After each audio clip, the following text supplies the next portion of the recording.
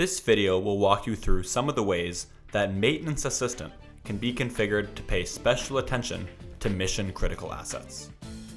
Loosely defined, a mission-critical asset is one whose failure would cause personal injury, environmental damage, or substantial financial loss.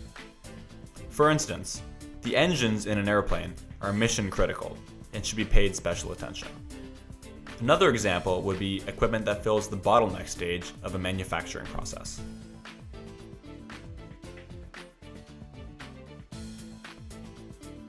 Let's take, for example, a filter press in the production line that has been deemed critical. Unscheduled downtime on the filter press will result in holdups to the rest of production and cause significant financial loss. Using MA, we can set up a number of things to happen when the asset goes offline, or when there is work being performed on it. I can assign equipment owners to the asset. This ensures that they will be notified, A, when the asset is logged offline for repair, and B, whenever a new work order is created on the asset. So I'll add Daryl, my production manager, to the asset. Now, whenever someone logs the filter press offline, or creates a work order for it, he'll be notified immediately to his email. This will let him plan around the repair. I'll also add Jeff from the logistics department. Jeff is in charge of procuring raw materials for the filter press, and we don't want him sending over more material while the press is down for repair. Because it's a critical asset, I also want to make sure I have the most commonly used repair parts on hand in case of a breakdown. If I open up the Parts tab for the filter press, I can see a short bill of materials containing 4 parts. I'll open up the circuit board. MA allows you to set minimum allowable quantities for different parts. Here, I want to make sure I always have a buffer of 2 circuit boards on hand. I'll set the minimum quantity to 2.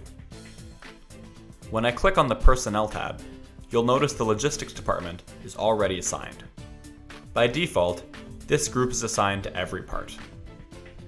Jeff, who's a member of the Logistics department, will therefore be notified when circuit boards go below 2. I can also set up an alert to go to my supplier when the minimum quantity is breached. I'll attach Grainger to the part and set up an email to be sent to them asking for a quote whenever circuit boards dip below 2. Let's quickly go through a scenario where the filter press has an unscheduled breakdown. I'll find the asset in the hierarchy